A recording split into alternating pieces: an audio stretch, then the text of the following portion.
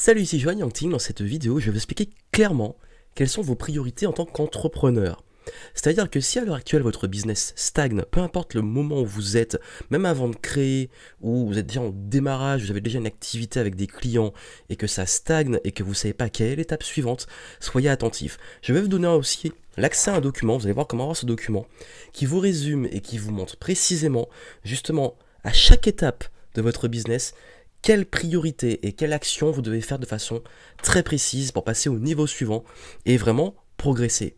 On dit que les clés du succès en affaires, c'est le mindset, l'état d'esprit, ensuite la stratégie, parce qu'il faut une vraie stratégie, notamment au niveau business pour avancer, et puis on dit également qu'il faut du focus, focus dans le sens priorité, définir ses priorités, s'y tenir, et donc justement focus sur le bon mindset et focus sur la bonne stratégie au bon moment, dans l'exécution.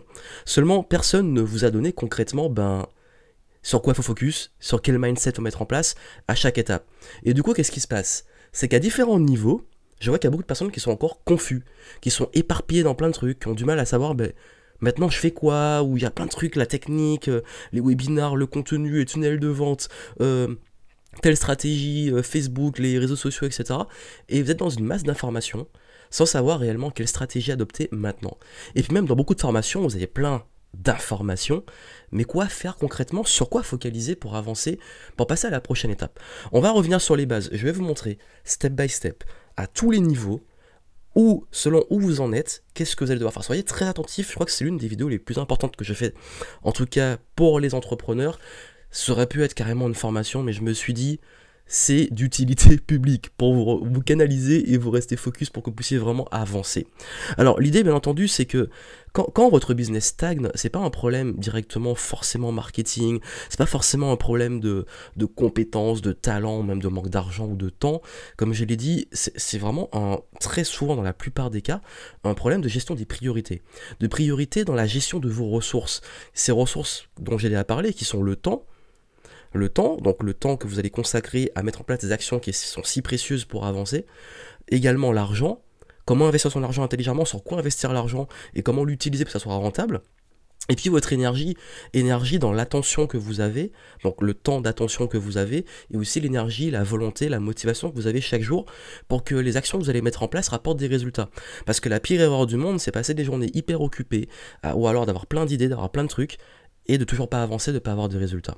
Voilà pourquoi il va falloir justement repartir sur quelque chose de cohérent en termes de gestion des priorités. Et je suis là pour vous aider à ça et pour vous montrer justement qu'est-ce qui va faire la différence. Parce que même avec des clients que j'ai en accompagnement, en coaching, en business coaching, je vois que le plus gros de mes efforts par moment, c'est tout simplement de les recalibrer, les remettre dans l'attention, dans le focus du plan qu'on a mis en place pour pas qu'ils repartent dans la dispersion. Vous savez, c'est un petit peu comme waouh, alors là il m'a dit de faire telle chose, il faut que je fasse telle vidéo avec tel script pour mettre en place telle partie du tunnel de vente. Et puis l'attention, ting, ting, ting, ting, il y a un truc à côté. Ah, mais lui il a dit qu'il faut faire des, je sais pas, des chatbots. Et puis lui il a dit qu'il faut faire des webinars. Et puis ah ouais, mais Instagram c'est cool. Et puis l'attention elle est comme ça. Et elle n'est pas sur la vraie stratégie qui a été mise en place pour passer au niveau suivant qui va être éventuellement ou pas, ça dépend de quel niveau, sur ces points-là. Si vous vous reconnaissez sur le moment où parfois vous avez une ligne conductrice et puis à chaque fois, comme vous sentez que vous êtes incomplet ou que ça avance pas, qu'il n'y a pas de résultat, vous vous dites que le nouveau truc, le truc qui est là, le truc qui est là, le truc qui est là, ça va vous faire avancer. Et du coup, vous faites plein de choses, vous avez plein d'idées, ça part dans tous les sens et vous n'arrivez pas à avoir un process qui vous fasse progresser dans votre business.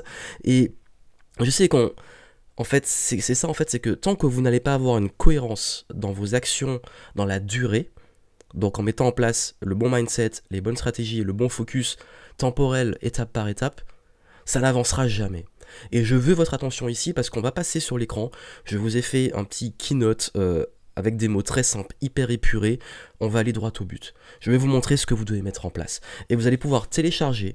Vous aurez un lien en dessous pour télécharger ce document que je vais vous montrer aussi à l'écran, pour comprendre comment il fonctionne, pour comprendre comment l'utiliser et quelles vont être en fonction de l'endroit où vous êtes, vos priorités très précises. En business, le plus important c'est l'implémentation, l'exécution. Et voici ce que vous devez exécuter au fur et à mesure. En fait, on peut vous dire oui, time is money, time is energy, time is attention. En fait, bref, l'argent c'est le temps et l'argent, c'est les deux ressources fondamentales, mais surtout le temps. Parce que la gestion des priorités, pour moi, et si vous me suivez un petit peu, ça fait des années, ça fait plus de 10 ans que je suis sur la gestion du temps et des priorités, c'est le truc qui fait la différence. Parce que la ressource du temps, on a tous 24 heures par jour, on ne peut pas en avoir plus, et si on n'a pas les bonnes méthodes de travail et les bonnes stratégies, on perd du temps, parce que le temps, ça va être aussi de l'argent, le temps c'est de l'énergie, le temps c'est de l'attention, et c'est le temps dont vous avez besoin pour la ressource numéro 1. Et ce temps-là, voici comment vous devez l'utiliser. Ce qu'on fait, c'est qu'on va passer sur l'écran et je vais vous montrer précisément ce que vous devez suivre comme stratégie. La voici. Vos priorités pour développer votre business. Voici les différentes priorités à chaque niveau d'entrepreneuriat. Priorité numéro 1, vous partez de zéro. Vous partez de zéro. Quand vous partez de zéro, c'est quoi les problématiques? C'est quoi les questions que vous vous posez? C'est dans quoi je me lance?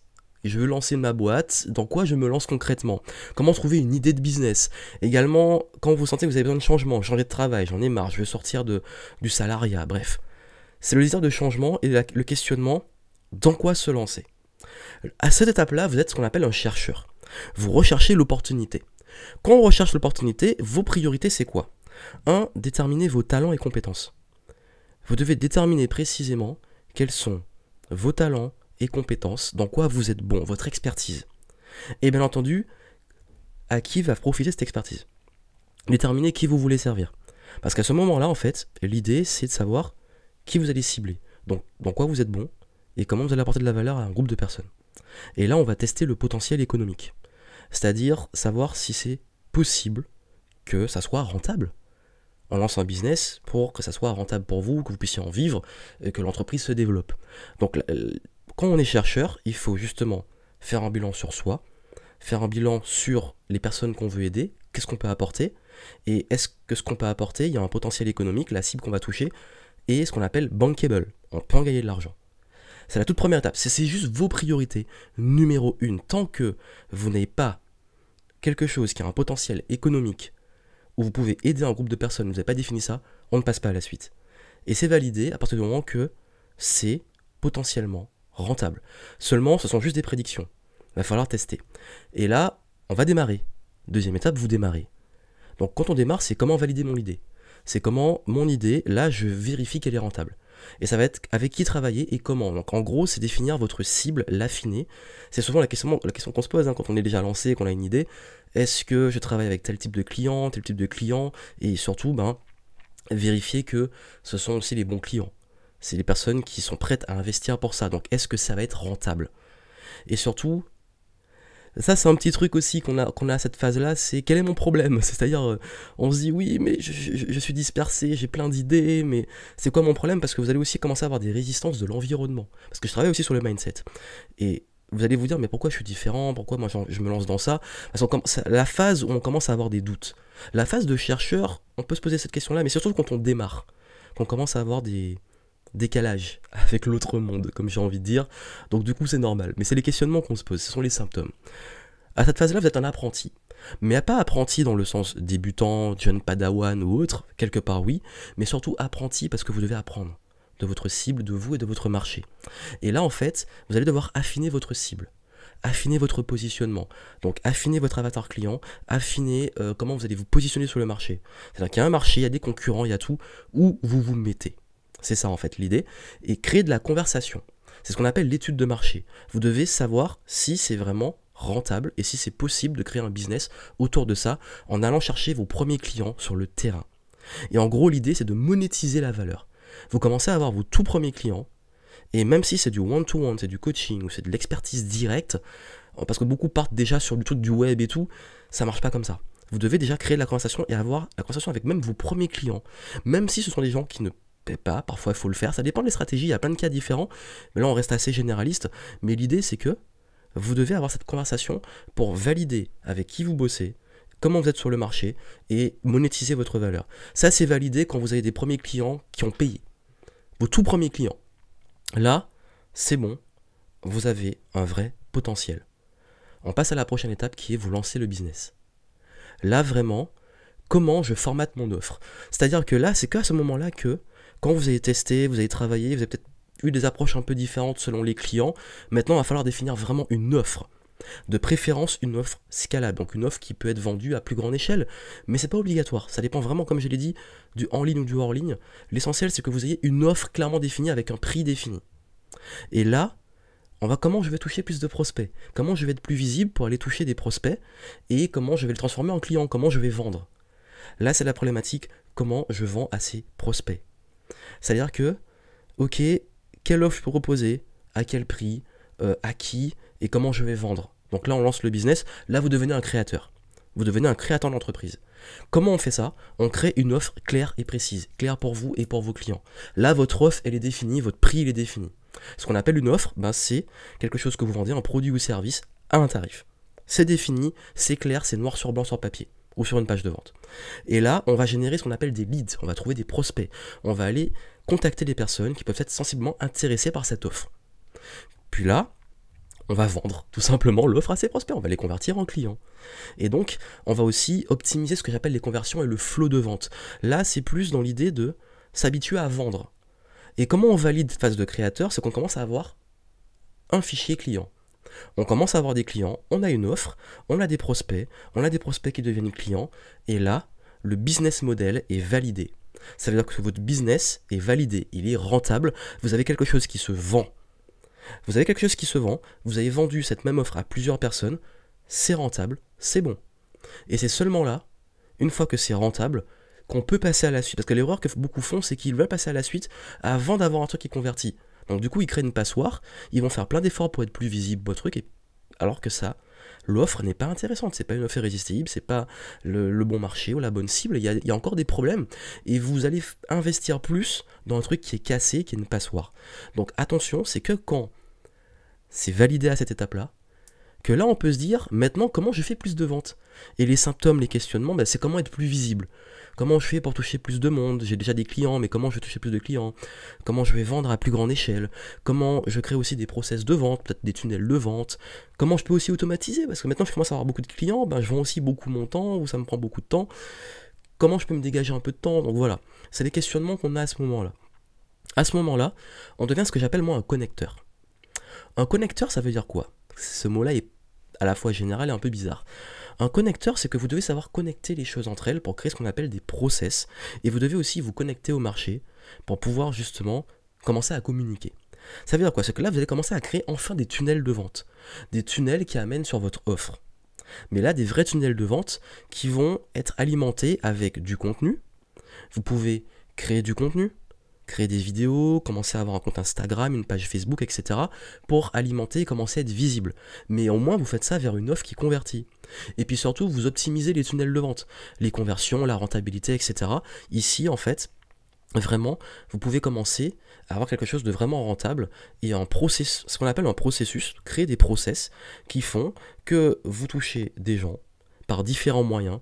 Le contenu, ça peut être des conférences, des salons, ça peut être du web, ça peut être du hors ligne, de la prospection. Quand je dis du contenu, c'est de la communication en fait.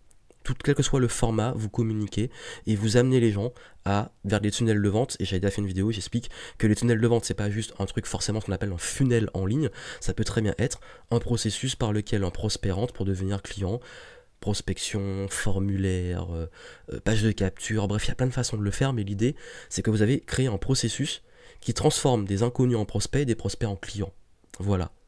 Donc là, vous connectez les choses entre elles, vous créez justement quelque chose qui convertit, et vous pouvez commencer aussi à investir en publicité, c'est rentable, c'est optimisé, on devient visible, on investit en pub, et on peut faire des partenariats. C'est qu'à ce moment-là qu'on peut le faire. On connecte les choses entre elles, on se connecte au marché, et on touche plus de monde, on se connecte aussi à d'autres acteurs pour faire des partenariats. Et c'est seulement là qu'on peut faire ce qu'on appelle scaler et automatiser, passer à plus grande échelle. C'est quoi les questions qu'on a à ce moment-là? Le tunnel il marche, mais ok, mais comment je me dégage plus de temps? Ça me prend beaucoup de temps, je fais tout, c'est fatigant. Comment je touche encore plus de monde? Comment je me développe? Comment j'augmente ma rentabilité? Tout ce qui est mis en place, mes publicités et tout, comment je fais pour que ça soit vraiment rentable? Là on devient un hacker. Un hacker, ça veut dire quoi? C'est quelqu'un qui est une sorte de pirate qui va devoir optimiser la rentabilité des tunnels. Donc tous vos process de vente, les conversions que vous créez, il va falloir les optimiser pour les rendre vraiment rentables au maximum. C'est-à-dire que là, on va mesurer, on va tester, vous devez commencer à tester plein de choses pour voir si c'est vraiment rentable. Et du coup, derrière, vous pouvez augmenter les revenus par client. Par exemple, augmenter le panier moyen, fidéliser vos clients, faire en sorte que ce qui marche déjà maintenant, que vos clients reviennent, déjà normalement il faut le faire déjà un petit peu plus au début, mais là j'ai voulu simplifier un peu les choses, que vos clients reviennent, qu'ils investissent plus chez vous. Là on peut commencer à se dire comment, avec ce qu'on a déjà en place, on peut l'optimiser, et comment on peut mettre de nouvelles choses en place pour augmenter la rentabilité des publicités, et puis commencer à recruter, parce que vous allez commencer à avoir vraiment beaucoup de clients, donc il faut recruter quelqu'un qui va gérer le service client, le SAV, et puis également recruter des gens en production, par exemple pour vos créations de contenu, qui vous demandent beaucoup de temps. Donc à tous les niveaux de votre process de vente, commencez à recruter pour que vous puissiez vous dégager du temps, parce que plus vous allez avoir de clients et de monde, plus ça va vous prendre du temps, jusqu'à arriver à une étape où vous ne pourrez plus faire tout ça tout seul. Sinon, ça allait encore une fois stagner. Donc si même vous êtes arrivé à ce moment-là, vous avez des tunnels rentables et tout, et que vous stagnez, c'est qu'il faut passer à la 6e étape, qui est créer une équipe. Créer une équipe, c'est commencer à, quand on se pose les questions, comment je me retire de mon business, comment j'y passe moins de temps, comment j'optimise mes process, là ça me prend beaucoup de temps, comment je recrute, je vois que j'ai plus tout faire, comment je recrute, qui je recrute, c'est la problématique de recrutement. Là vous devenez un leader.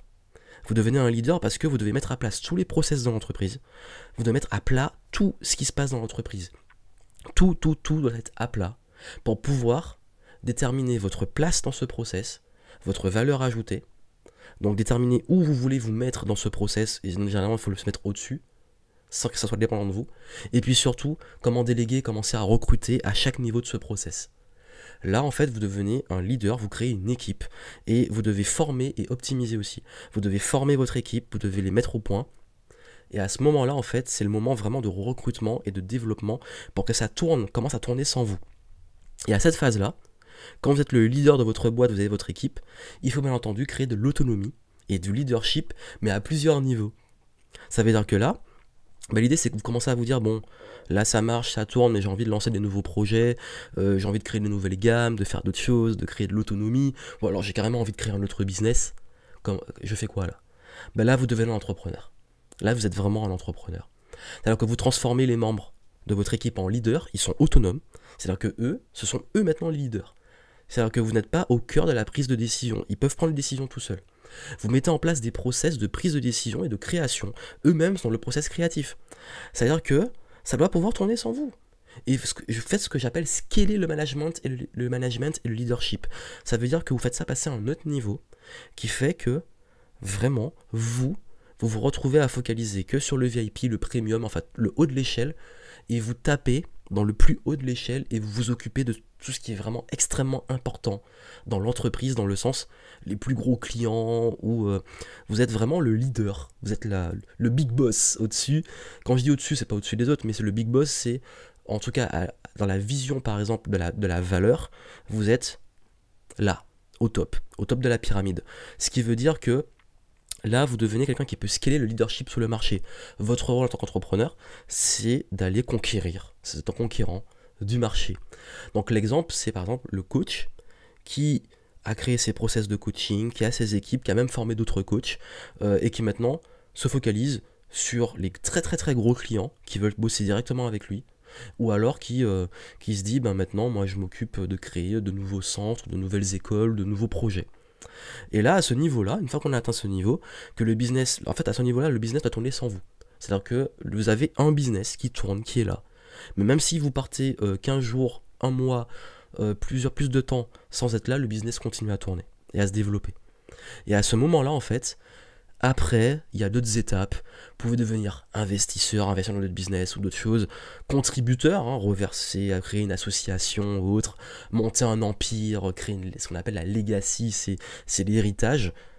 C'est-à-dire que là, vous passez au next level, mais qui n'a plus vraiment grand-chose à voir avec votre business initial. Donc voilà pourquoi je l'ai mis un petit peu après. Donc l'idée ici, vous avez vu les différentes étapes. Ces étapes, en fait, permettent d'appliquer une chose qui, pour moi, est le combo gagnant. Le combo gagnant, c'est quoi? C'est mindset, stratégie, et surtout, et je l'ai répété, focus sur vos priorités. Et c'est à ce moment-là que vous pouvez justement, quand vous avez ce mindset, cette stratégie, ce focus aux différentes étapes que je vous ai montrées, que vous pouvez avancer. Ce que j'ai fait pour vous simplifier les choses, c'est que je vous ai en fait résumé tout ça sur une feuille. En fait, je vous ai fait un document qui simplifie en gros ce process. Ce document, ce que je fais, c'est que je vous le montre à l'écran, ici. Et dans ce document, en fait, que vous allez pouvoir... en fait, vous allez en dessous de la vidéo et vous pouvez télécharger ça en PDF, l'accrocher et déterminer par exemple où vous en êtes clairement dans le business. Où vous en êtes. Soyez honnête avec vous-même. Enfin, comme je l'ai dit, vous devez être honnête avec l'endroit où vous vous positionnez et vous devez focaliser sur les priorités de ce moment-là et valider. Et c'est seulement quand c'est validé que vous passez à l'étape d'après. C'est-à-dire que dans tout ce que vous allez faire maintenant au quotidien, dans votre business, dans votre stratégie, soyez sûr d'où vous êtes et est-ce que c'est en cohérence avec cette étape. C'est-à-dire que l'idée, c'est que dans le document, je vous ai repris les différentes étapes que j'ai montrées: chercheur, apprenti, créateur, connecteur, hacker, leader, entrepreneur. Et l'idée, c'est que vous avez problématique. Donc la problématique, c'est en gros, c'est la question principale qu'on se pose. Là où les questions principales qu'on se pose, ou les problèmes qu'on a à ce moment-là. Le mindset, c'est ce de quoi vous devez faire preuve. Et je vous rassure, ça se cumule. C'est-à-dire que, par exemple, au niveau chercheur, vous avez besoin de clarté. D'être clair sur ce vers quoi vous allez. Et puis en tant qu'ensuite apprenti, le tester et écouter, mais rester toujours au clair. Et même quand vous allez commencer à oser vous vendre, vous devez toujours tester, écouter et être clair. Quand vous allez communiquer, vous devez vendre, oser, tester, écouter et être clair. Donc en fait, le mindset se cumule. Mais en fait, une attitude, dès qu'on l'a développée, elle reste là. C'est la bonne nouvelle. Vous n'avez pas à travailler tout le temps dessus, ça se développe, mais ça reste. En revanche, en termes de priorité, la case priorité, c'est clairement, en fait, sur quoi vous devez focus. Un chercheur, il focus sur choisir le bon projet. Un apprenti, il focus sur définir la cible et le positionnement. Le créateur, il focus sur son offre. Le connecteur, il focus sur son process de vente, les tunnels de vente. Et tout ce qui va amener, tout le process pour amener vers la vente. Le hacker, il focus sur l'optimisation et la scalabilité, passer au niveau supérieur et commencer à recruter. Le leader focus sur le recrutement. Et l'entrepreneur, le management, le leadership, etc. Et donc, comment on valide chaque étape ? Validation, c'est, vous savez que cette étape est faite. Chercheur, l'étape est validée quand le projet est viable. C'est rentable. L'apprenti, vous n'êtes plus un apprenti quand vous avez vos premiers clients. Vous n'êtes plus créateur quand vous avez enfin plusieurs clients sur une même offre clairement définie à un tarif précis. Ça ne bouge pas. Vous êtes un connecteur quand vous commencez à mettre en place, quand vous avez un ou plusieurs tunnels de vente rentables, complets. Vous êtes un hacker quand vos tunnels de vente sont scalables et prédictibles. Ça veut dire que vous pouvez investir plus et ça va vous faire gagner plus. Et vous pouvez prédire que si vous mettez tant à l'entrée, vous investissez tant en pub, où il y a tant de partenaires, ça vous rapporte tant. Quand vous savez faire ça, vous n'êtes plus un hacker, vous êtes un leader. Et donc du coup vous recrutez. Mais quand vous recrutez, vous connaissez la rentabilité des choses. Donc vous savez comment optimiser vos process. Vous savez que vous êtes un leader quand vous avez une équipe qui est autonome et un business qui tourne sans vous. Et vous devenez entrepreneur quand vraiment votre business, il est là, mais il n'a plus besoin de vous. Clairement, et vous passez à autre chose, vous investissez, etc. Donc vous avez compris l'idée. Comment lire ce document? C'est en PDF, c'est gratuit, vous pouvez le télécharger, mettez-le. Et puis maintenant, ce que je veux que vous fassiez, gardez-le sous vos yeux. Et à chaque fois que vous avez besoin de focus, et vous vous dites, est-ce que là je suis en train de faire des choses qui sont pertinentes en fonction de mon niveau, revenez dessus. Et dites-vous, donc là, ok, je travaille sur mon offre, est-ce qu'elle est vraiment validée? Non, ok, donc je suis encore créateur, je dois avoir plusieurs clients sur l'offre. Je travaille sur mes tunnels, mais quand je veux scaler, ça marche pas, donc il faut que je suis un hacker, ce qu'on appelle souvent les funnel hackers, enfin les hackers de funnels de vente, j'optimise à mort. Et je commence à recruter, je peux optimiser les gens qui m'aident à recruter, à optimiser, etc. Vous avez vu, c'est une question de mindset aussi. D'abord, clarté, test, vente, communication, scaling, déléguer, aussi lâcher prise dans le sens, lâcher prise, accepter que les gens, que vous allez devoir les former, être patient, que ça ira peut-être pas aussi vite que si c'est vous qui le faites, mais sur le long terme, vous ne pouvez pas pouvoir tout faire tout le temps. Et donc voilà, vous avez compris. Si vous souhaitez à chacun, moi généralement, quand je travaille, je fais à tous ces niveaux-là. C'est-à-dire que je forme à tous ces niveaux, et c'est de tous ces niveaux que je travaille avec les personnes que j'accompagne. Et donc, si vous avez besoin de vous former sur tous ces points-là, au moins je sais que maintenant quand vous allez vous former, ce sera clairement défini à quel niveau vous êtes. Je peux vous aider, j'ai des formations Vous pouvez aller sur la page de mes formations, je montre les formations que j'ai à différents niveaux. Généralement, j'ai trois niveaux principaux. Les premiers niveaux où je forme, c'est le démarrage, de chercheur jusqu'à créateur. C'est-à-dire que de zéro jusqu'à avoir une offre qui se vend et des clients. Ensuite, je forme personnes qui ont déjà des clients mais qui en ont marre de vendre leur temps à créer des tunnels de vente et à automatiser ce tunnel de vente jusqu'à devenir des hackers et des leaders. Jusqu'à ce que le tunnel fonctionne. Et ensuite, je peux aussi aider à optimiser les tunnels, à être plus rentable et à mettre une vision plus long terme pour le recrutement des équipes et optimiser le management, etc. Donc vous avez vu les 3 différents niveaux. Donc pour moi, en fait, s'il fallait différencier les niveaux, c'est de 0 à avoir des clients, de avoir des clients à avoir des clients en automatique sans qu'on mette son temps dans son business, et ensuite à pouvoir investir, optimiser, passer au niveau supérieur. Voilà un peu les différents niveaux. Et puis si vous souhaitez un accompagnement personnalisé, sachez que j'accompagne à partir du moment où vous avez déjà des clients. C'est-à-dire que moi, j'interviens que avec les personnes qui ont déjà des clients parce que j'estime qu'avant, ça demande de se former et de vraiment en fait se former. Quand je dis qu'on a déjà des clients, même si vous avez des clients en présentiel ou quel que soit le type de client, vous avez déjà des clients, moi je vous aide à passer en process business, en tunnel de vente, etc. Si vous n'avez pas de clients, il va falloir passer par l'étape avant, et ça vous pouvez le faire de façon autonome avec des formations que j'ai en tout cas. Donc voilà, vous avez tout en dessous pour passer au niveau suivant. Moi je vous souhaite beaucoup de succès, restez focus, travaillez le mindset, mettez en place les bonnes stratégies. À très bientôt.